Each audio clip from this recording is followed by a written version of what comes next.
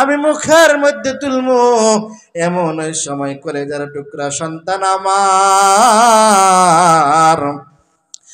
আমার কলেজার মধ্যে এমন জোরে লাথি মারছে রে, আমি মা আর খাবার খাইতে পারি নাই।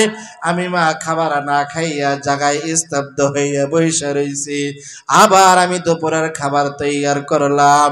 দুপুরের খাবার পরিবারের সকল সদস্যদেরকে খাওয়াইয়া আমি মা দুপুরের খাবার বিকাল 5টা বাজে খাইতে বসছি।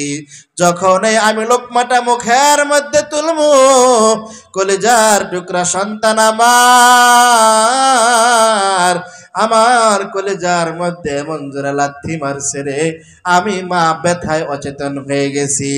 আমি মা অচেতন হওয়ার পরে আমাকে মাথার মধ্যে পানি ঢালিয়া আমি মাকে কোন রকম সুস্থ করছে। পরিবারের জন্য আবার রাত্রের খাবার পাকাইলাম। রাত্রে পরিবারের সকল সদস্যদেরকে খাওয়াইয়া আমি মা এশারের নামাজ কোন রকম আদায় করিয়া সকালেও খাই নাই, দুপুরেও খাই নাই, রাত্রেবেলা এক মুঠ ভাত নিয়ে খাবার খাইতে বলছি। এমন কলেজার টুকরা সন্তান আমার কলিজার মধ্যে এমন জোরে লাথি মারছে রে, আমি মার ভাত খাইতে পারি নাই। আমি মা কোন রকম হাতটা ধুইয়া আমার আরামের বিছনায় গেছি একটু শুইতে। সকালেও খাবার নাই, দুপুরেও খাবার নাই, রাত্রেও খাবার নাই। পেটের ক্ষুধা নিয়া আরামের বিস্তার মধ্যে একটু আরাম করে শুইতে গেছিলাম। রাত্রে যখন 11টা 12টা বাজে, তখনই আমার কেমন জানে একটু ঘুম ঘুম লাগতেছে। আমি মা একটু ঘুমামো, আমার চোখটা লাগতে দেরি। আমি মার কলিজার মধ্যে আমার সন্তান এমন জোরে লাথি মারছে রে, আমি মার সারা রাতের ঘুম হারাম হয়ে গেছে। জোরে বলেন আল্লাহু আকবার। ও কলিজার টুকরা সন্তান, তোমাকে দুনিয়াতে ভূমিষ্ঠ করতে গিয়া আমি মা কলস রক্ত ঝরছে। আমি মা পাগলের মতো হয়ে গেছি। আমি মা বেহুশ হয়ে গেছি। প্রচন্ড শীতের মধ্যে আমি মা ভিজা জায়গার মধ্যে শুইয়া তোমাকে শুকনা জায়গার মধ্যে শুয়াইছি। কত ঈদ গেলের সন্তান, আমি মা কোনোদিন নতুন কাপড় পরিধান করি নাই, তোমাকে নতুন কাপড় পরিধান করাইছি। ও সন্তান, এই মুহূর্তে যদি তুমি আমাকে বাড়ি থেকে বের করে দাও, তাহলে আমি কার কাছে যাব, কোথায় যাব, আমি কোথায় থাকব? ও কপাল পরা সন্তান, এত কষ্ট করিয়া তোমাকে মানুষের মতো মানুষ বানাইলাম, এরপরে তুমি আজকে আমার বুকের মধ্যে লাথি মাইরা দিলা। ওই মা আর সহ্য করতে পারে নাই। মা বাবা কিন্তু কোনোদিন বদদুয়া দেয় না। জোরে বলেন, মা বাবা কোনোদিন বদদুয়া দেয় না। ওই মা বদদুয়া দেয় নাই, আল্লাহ তাআলার কাছে কিছু চায় নাই। কেমন করে জানি মনটা খারাপ কইরা আকাশের দিকে তাকাইছে, আর শাহজিমের মধ্যে একটা ধাক্কা বাইরে গেছে। আমার আল্লাহ ওই সন্তানের উপরে নারাজ হইয়া গেছে। মা তো ঘর থেকে বের হবেই না। বিবি আর স্বামী মিলিয়া এ মাকে বস্তার মধ্যে ভরছে। জোরে বলেন নাউজুবিল্লাহ। বস্তার মধ্যে ভরিয়া গহীন জঙ্গলের মধ্যে নিয়ে গেছে। গহীন জঙ্গলের মধ্যে নিয়া মাকে সেখানে রাইখা আসছে। কিতাবের মধ্যে পাওয়া যায় ওই মা সেখানে থাইকা সন্তানের জন্য দোয়া করে যেন নিরাপদে বাড়িতে পৌঁছে যায়। জোরে বলেন আল্লাহু আকবার। ওই সন্তান ডাক দিয়া বলে, ভাইজি আমি এই মায়ের সন্তান, আমি আমার বিবিকে সন্তুষ্ট করতে গিয়া আমি আমার মায়ের গালের মধ্যে থাপ্পড় মারলাম। আমি আমার বিবিকে সন্তুষ্ট করতে গিয়া আমি আমার মায়ের বুকের মধ্যে লাথি মারলাম। কিছুদিন পরে আমার হাতের মধ্যে কেমন জানি একটা ফোড়া হয়েছে। আমার আর বোঝার বাকি নাই, মায়ের বুকের মায়ের গালের মধ্যে থাপ্পড় মারার কারণে আমার হাতের এই অবস্থা। ডাক্তার বলে হাত ফালাই দিতে হবে। আমি হাতটা ফালাই দিলাম। কয়েকদিন যাইতে না যাইতে আমার পায়ের মধ্যে আর একটা ফোড়া হয়ে যায়। আমার আর বুঝতে বাকি নাই গো আল্লাহর ওলি, আমার আর বুঝতে বাকি নাই। আমি আমার মায়ের বুকের মধ্যে লাথি মারার কারণে আমার এই পায়ের মধ্যে সমস্যা দেখা দিছে। ডাক্তার আমার হাত ফালাই দিল, আমার পাও ফালাই দিল।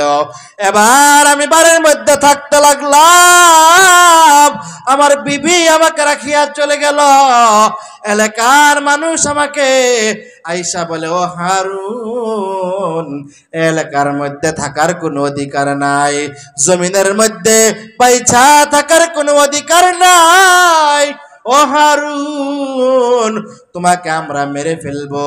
এলাকার মানুষের হাতে পায়ে দইরা বলে, আমাকে মারার দরকার নাই, আমাকে একটু জীবন ভিক্ষা দেন, আমার ধন সম্পদ ঘর বাড়ি সব আপনাকে আমার নিয়ে নেন। আপনাদের কাছে একটা অনুরোধ, আমি তো হারতে পারি না, আমাকে একটু কোন রকম বাহনের মধ্যে উঠাই দেন, মক্কার জমিনে ফালাই দেন। তাওয়াফ করতে করতে কাবার চত্বরে ঘুরতে ঘুরতে আমি যেন আল্লাহ তাআলাকে আমাকে ক্ষমা করে দেয়। ইতিহাসের কিতাবের মধ্যে পাওয়া যায় দীর্ঘ 40 বছর পর্যন্ত ওই লোকটা কাবার চত্বরে ঘুরে আর বলে, আল্লাহুম্মা লাব্বাইক লা শারীকা লাকা লাব্বাইক ইন্নাল হামদা ওয়ান নি'মাতা লাকা ওয়াল মুলক। আল্লাহ রাব্বুল আলামিনের দরবারে যখন লাব্বাইক বইলা ডাক দেয়, আল্লাহ রাব্বুল আলামিন জবাব দেয়, লা লাব্বাইক লা লাব্বাইক লা লাব্বাইক। ও হারুন, এই পর্যন্ত আল্লাহ তোমার হজ কবুল করে নাই। আল্লাহ রাব্বুল আলামিন তোমার হজ যেন কবুল করে আমি আল্লাহ রাব্বুল আলামিনের কাছে একটু মুনাজাত করি। কিন্তু বাইজিদ বুস্তামি রাহমাতুল্লাহি আলাইহি উনি হলেন মুস্তাজাবুদ দাওয়া। যখন ওই আল্লাহ তাআলার দরবারে দুখানা হাত বাড়ায়, আল্লাহ রাব্বুল আলামিন বাইজিদ বুস্তামির দোয়া কবুল করে। জোরে বলেন সুবহানাল্লাহ। মকুন সুস্তি দর নামাজে পাঞ্জগানা ফাওয়াইলুল লিল মুসাল্লিন আল্লাযীনা মুমিনারা ই নামাজ এমদাদ দা ইস্তাঈনু আয়াতে কুরআব খা আয়াতে কদ আফলাহা ইয়াদ কুন গৌর কুন্দর মানি আজদিল সাদেকু। বাইরামার বাইজিদ বুস্তামি রাহমাতুল্লাহি আলাইহি মুস্তাজাবুদ দাওয়া, উনি দোয়া করার সাথে সাথে আল্লাহ রাব্বুল আলামিন তার দোয়া কবুল করতেন। তার মানে বোঝা যায় বাইজিদ বুস্তামি রাহমাতুল্লাহি আলাইহি 5 ওয়াক্ত নামাজের জাগাত 6 ওয়াক্ত পড়ছে। সূরা বলেন, বাইজিদ বুস্তামি কি 5 ওয়াক্ত নামাজের জায়গা 6 ওয়াক্ত পড়ছে? হ্যাঁ, বাইজিদ বুস্তামির জন্য কি দিন কি 24 ঘন্টা ছিল না 12 ঘন্টাই ছিল? জোরে বলেন। বাইজিদ বুস্তামি আমাদের মতো একজন মানুষ, 5 ওয়াক্ত নামাজ জামাতের সাথে আদায় করতেন, রমজান মাসে রোজা রাখতেন। ওনার কিতাবের মধ্যে পাওয়া যায় উনি সারা রাত নফল নামাজের মধ্যে দাঁড়ায় থাকতেন। জোরে বলেন আল্লাহু আকবার। এমনে এমনে আল্লাহ রাব্বুল আলামিন বাইজিদ বুস্তামির দোয়া কবুল করতেন না। এমন মুহূর্তে হারুন ডাক দিয়া বলে, ওগো আল্লাহর ওলি, আমার ব্যাপারে আপনি একটু আল্লাহ রাব্বুল আলামিনের দরবারে বলেন, যাতে করে আমার হজটা আল্লাহ তাআলা কবুল করে নেয়, আমাকে আল্লাহ তাআলা মাফ করে দেয়। বাইজিদ বুস্তামি যখনই হাত উঠাইবে, আল্লাহ রাব্বুল আলামিন ডাক দিয়া বলেন, ও বাইজিদ, সাবধান সাবধান, যে ব্যক্তি মার সাথে খারাপ ব্যবহার করেছে, যে ব্যক্তি মায়ের সাথে এত বড় অন্যায় করেছে, ও বাইজিদ, তার ব্যাপারে তুমি আমার কাছে কোনো আরজি করবা না, তার ব্যাপারে আমার কাছে কোনো দোয়া করবা না। যদি তার ব্যাপারে আমার কাছে কোনো দোয়া করো, তাহলে আমি আল্লাহ কিন্তু তোমার উপরে নারাজ হইয়া, তোমার উপরে অসন্তুষ্ট হইয়া, আমি আল্লাহ রাব্বুল আলামিন ওলির খাতা থেকে তোমার নাম কাইটা দিমু। জোরে বলেন নাউজুবিল্লাহ। ভাইয়েরা আমার, আমাদের সমাজের মধ্যে এমন সন্তান আসেনি? জোরে বলেন। মনে হয় সদাসদি গ্রামের মধ্যে নাই। এমন সন্তান যদি থাকে, তাহলে আজকেই তওবার মতো তওবা করে আল্লাহ তাআলার কাছে ক্ষমা চেয়ে আল্লাহ রাব্বুল আলামিনের দরবারে তওবাতুন নাসুহা করে আজকেই মাফ চান। আগে আপনার মায়ের থেকে ক্ষমা চান। আল্লাহ তাআলা যদি, আপনার মা যদি আগে ক্ষমা করে, অবশ্যই অবশ্যই আল্লাহ তাআলা আপনাকে ক্ষমা করবেন। মুহতারাম হাজিরিন, এই জন্য মায়ের সাথে কোনো খারাপ ব্যবহার করা, জোরে বলেন, মায়ের সাথে কোনো খারাপ ব্যবহার করা যাবে না। জুরাইজ নামক একজন ব্যক্তি ছিল। জুরাইজ জগৎ বিখ্যাত বুজুর্গ ছিল, জগৎ বিখ্যাত ওলি ছিল।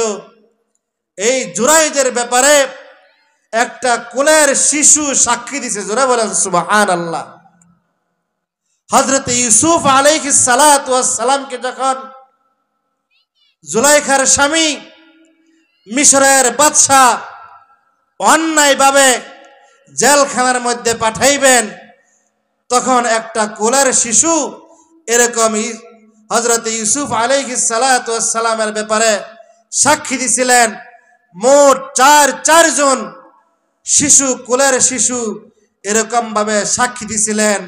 এর মধ্যে একজন হলো হযরত ইউসুফ আলাইহিস সালাতু ওয়াস সালামের জামানায়, আরেকজন হলো জুরাইজের ব্যাপারে, আরেকজন হলো হযরত ঈসা মারিয়ামের সন্তান হযরত ঈসা আলাইহিস সালাতু ওয়াস সালাম। জোরে বলেন আল্লাহু আকবার।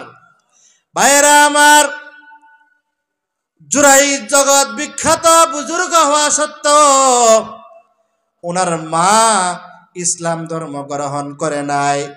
ওনার মা ছিলেন বিধর্মী, ওনার মা বিধর্মী ছিলেন, ওনার মা ছিলেন মুশরিকা। জুরাইজ একটা হজরাখানার মধ্যে এরকম নামাজের মধ্যে দাঁড়াইছে। নামাজ কেমন কেমন করে জানি এক রাকাত পড়ছে। দ্বিতীয় রাকাতের মধ্যে যখন আসছে, মা তো আর জানে না আমার জুরাইজ ঘরের মধ্যে নামাজ পড়তেছে। মা সন্তানকে ডাক দেয়া বলে, জুরাইজ। জুরাইজ এবার মুশকিলের মধ্যে পইরা গেছে। অথচ নামাজের মধ্যে দাঁড়াইলে আল্লাহ তাআলার সাথে সাক্ষাৎ হয়। নামাজের মধ্যে দাঁড়াইলে আল্লাহ